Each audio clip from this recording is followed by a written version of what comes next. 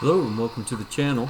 My kids and I really enjoy playing mystery, spy, sneaking around secret type games, and we've been on a kick of playing incognito a lot lately. Really been enjoying that. And during the Amazon Prime sales days, I picked this up, and it was half price or so or less, and it was cheaper than I even found it used. So it had been something I had my eye on for a while, and I thought, you know what, at that price, let's get it, because this might be the type of game that me and the kids would really enjoy. So let's just take a look at it. The box is really cool. It feels good. It's nice and thick. And it's got, it might be hard to see on camera, but it has like words in the background that catch the light. Yeah, there you go. Make a difference. And that's pretty cool.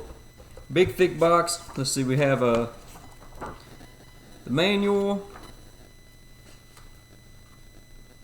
Lots of small text, but what I like is they have pictures and they show you everything, give you examples. Pretty cool. It's not supposed to be a super hard game, so then you have a screen for the secret runner.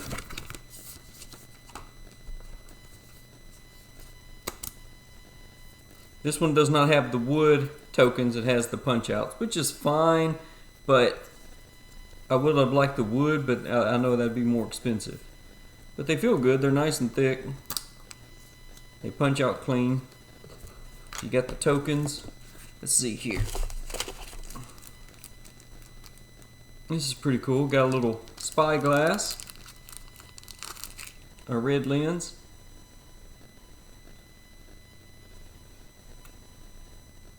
And it feels like it's just shoved between a couple pieces of glued particle board or chip board. And this is based on a comic series, so you have some comic panels here. It's pretty cool looking. And you've got that old style comic looking graphics on the board. Everything's nice and clear though.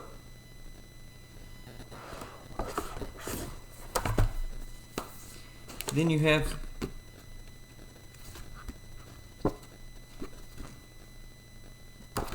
your hunter board. It's you can mark on it easily. Let's see. Stands. We've got different kinds for different things, I guess. Let's see what these are.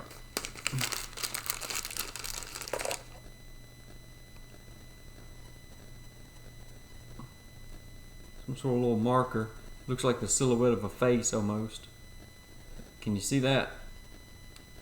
Maybe. Get the camera to focus a little better.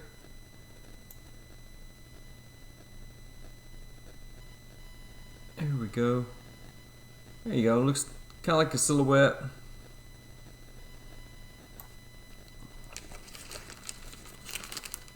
Kind of cool looking. A little weird. Then you have some just stands for your standees. These are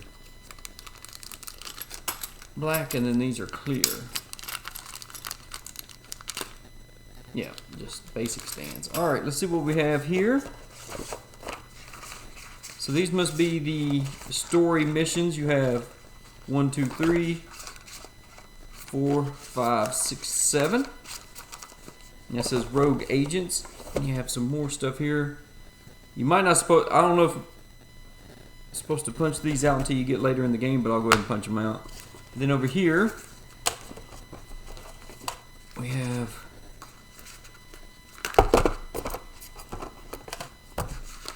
1, 2, 3, 4, 5, 6, 7. And then we've got some baggies.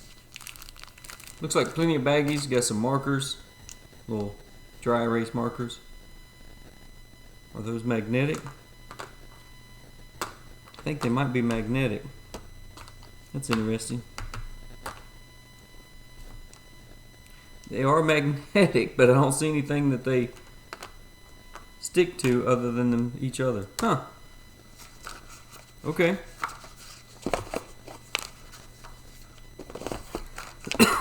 And it does have mind management here and then rogue agents over here. So if you want to keep stuff separated. Alright, so let me get into some of this and we'll be right back. Everything seemed to punch out fine.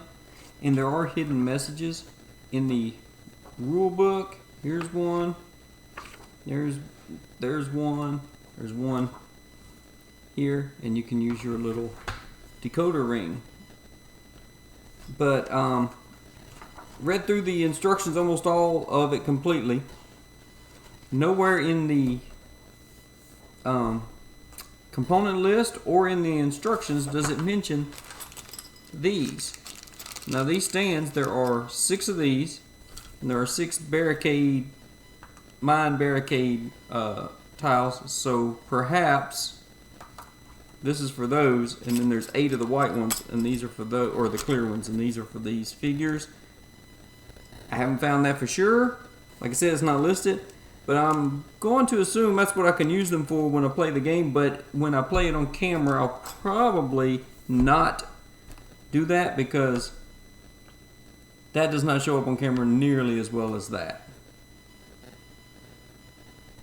And I'll have to see what people think playing in person, because although this will stand up very tall, people might be able to see that from across the board easier. But if you notice, this looks like this person has been recruited or captured, and this one has not. So again, I'm not sure what these are for. Everything seemed to punch out fine, and I will put, for now, I'm going to put all of the tokens into just one bag. And then let's talk about the cards. The cards, they seem good quality, and they're a little out of order compared to the instruction manual, what you get, but let's just talk about these. I know they're going for the comic book, trying to be a little more authentic and stuff. And so like these figure cards and stuff, these are fine. And then you flip it over and it's got how they move and lots of information. I mean, they work. They don't look bad. And then you've got these and you've got all of this stuff. Now, of course, that's just the back of the cards, so it's no big deal. And then you have your movement rules, and it's lots of cool stuff to look at. Like, see, this person is eliminated on sight. There's an ally.